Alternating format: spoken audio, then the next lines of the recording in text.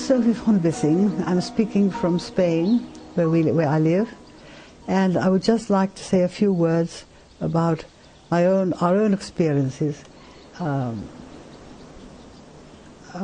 the time of hearing about SUBUD for the first time. We were living at the time in Cyprus, and we were invited to an ordinary lunch by the High Commissioner. During that lunch, a man called Sir Eric Hallinan, who was the Chief Justice of the island at the time, said to me as we were eating our chicken in front of the fireplace, there's somebody in the island who I think would interest your husband. Ronnie, at that time, my husband, was running a Gurdjieff Uspensky group, which was the group that he'd been following for the last over 20 years. And I said, well, would you give me a name and a phone number? So he gave me the name of Mr. Rufe, who was a teacher at the Turkish Lycée. The next day we got hold of him, and he came to see Ronnie, and what he had to say was extremely interesting, and he came to call on each subsequent day for about the next 2 weeks. This brings us to May 1957. So this brings us to May 1957.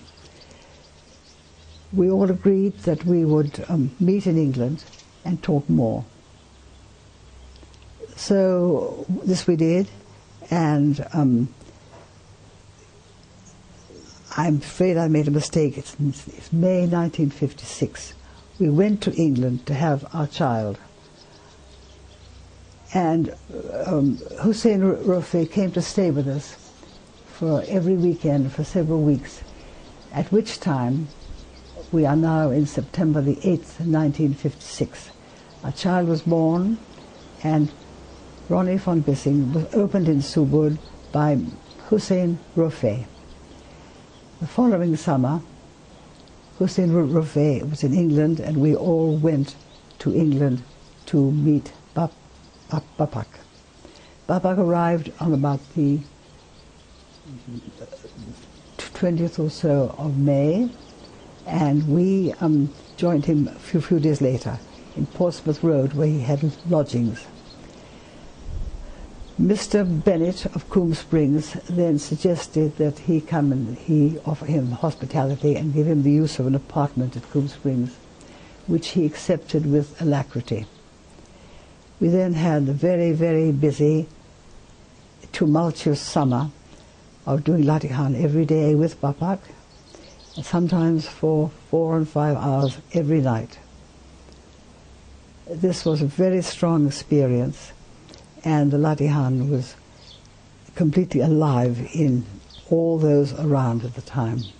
500 people were opened by Bapak that summer, and Ibu, and thus formed the early SUBUD group in the West.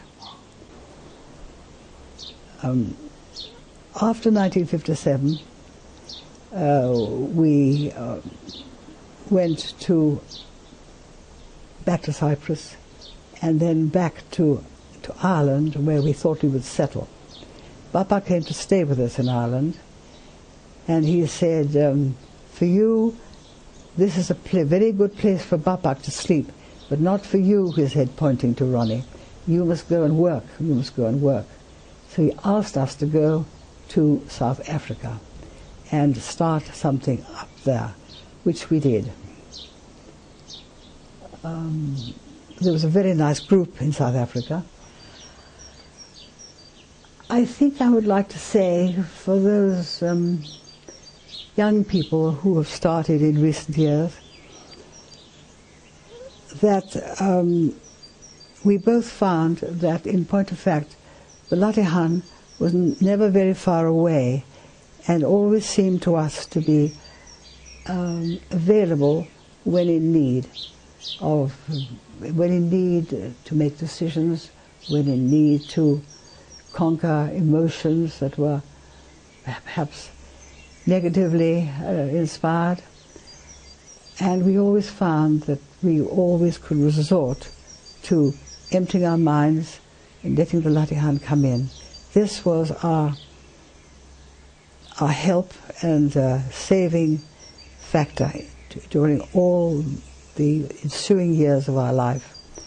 having once received the Latihan.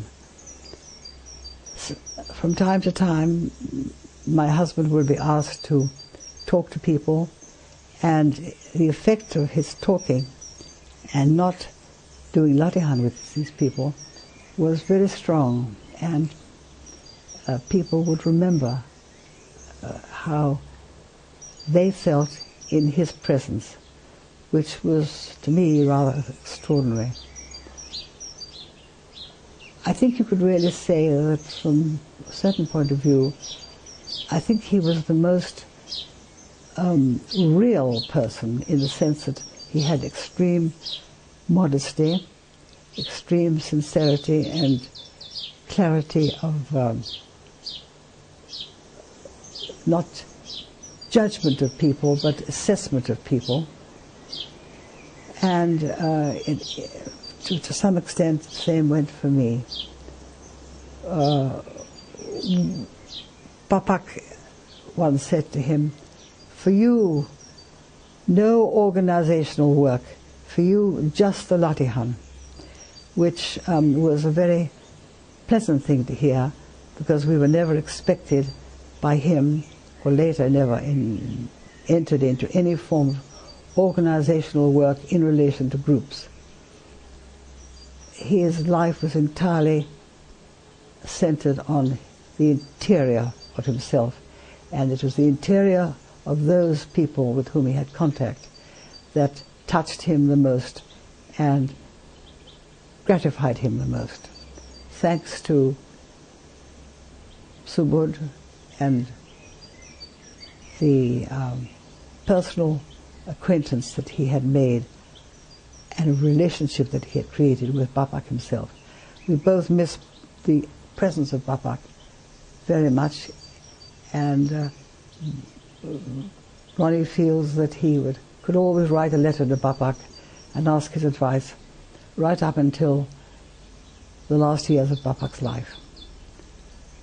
I think I can say that in all humility and admiration and respect.